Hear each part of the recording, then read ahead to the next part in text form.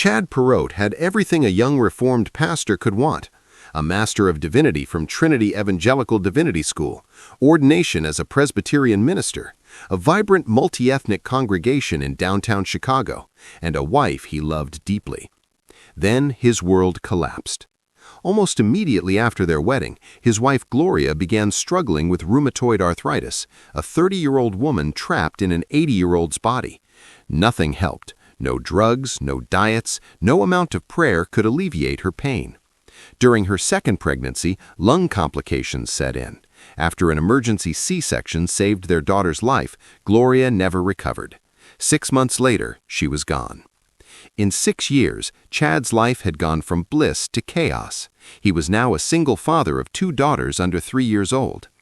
After resigning from his pastorate and preparing to move home to Kansas, Chad stopped at a cigar bar to mark the end of his Chicago chapter. He lit a Maduro-wrapped Churchill and opened his Kindle. A 99-cent book popped up on his screen: How to Go from Being a Good Evangelical to a Committed Catholic in 95 Difficult Steps by Christian Smith. I had at least 45 minutes, Chad recalls. I thought, what the hell? It sounds interesting. That flippant response changed the trajectory of his life. Within weeks, he had read 3 biographies of evangelical converts to Catholicism and purchased the Catechism. Each night, after putting his girls to bed, he'd light another cigar, crack open a Dr. Pepper, and read, checking footnotes, chasing intellectual rabbit trails. The more deeply he explored, the more his respect for Catholic theology grew.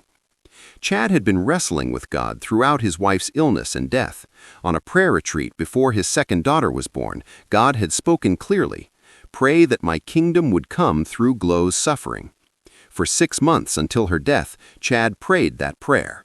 Then he stopped and struggled with it for another year. Why did she have to suffer? Why did she have to die? What was the point? Then he read paragraph 1505 of the Catechism.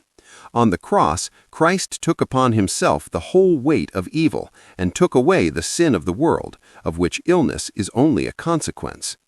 By his passion and death on the cross, Christ has given a new meaning to suffering. It can henceforth configure us to him and unite us with his redemptive passion.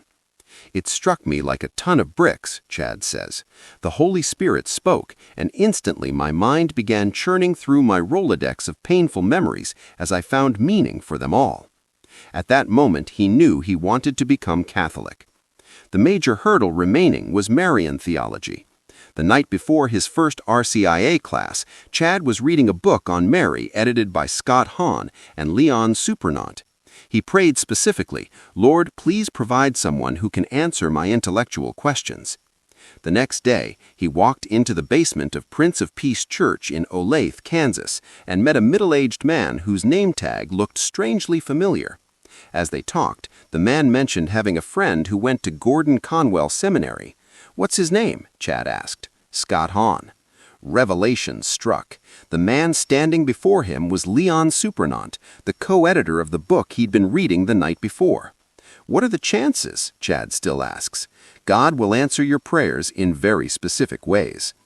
Leon became his sponsor. In April 2014, Chad Pirotte was received into the Catholic Church. But the story wasn't finished. Remember the intriguing Catholic girl from college who first challenged Chad's stereotypes about Catholicism? The one whose vibrant faith was different than any Catholic he had ever known? In God's providence, their paths crossed again months after his conversion. She had never married, was still a faithful Catholic, and yes, still drop-dead gorgeous. Chad married her. Chad's story raises something fundamental. When suffering shatters everything, where do you turn? For him, Calvinism offered frameworks, but Catholicism offered meaning, not just that suffering happens, but that it can be united to Christ's redemptive passion. The Coming Home Network, founded by another Presbyterian pastor turned Catholic, Marcus Grody, has documented hundreds of similar journeys. Scott Hahn's Rome Sweet Home remains the classic account of a Calvinist minister who discovered that to be deep in history is to cease to be a Protestant. Newman was right. History and suffering has a way of leading you home.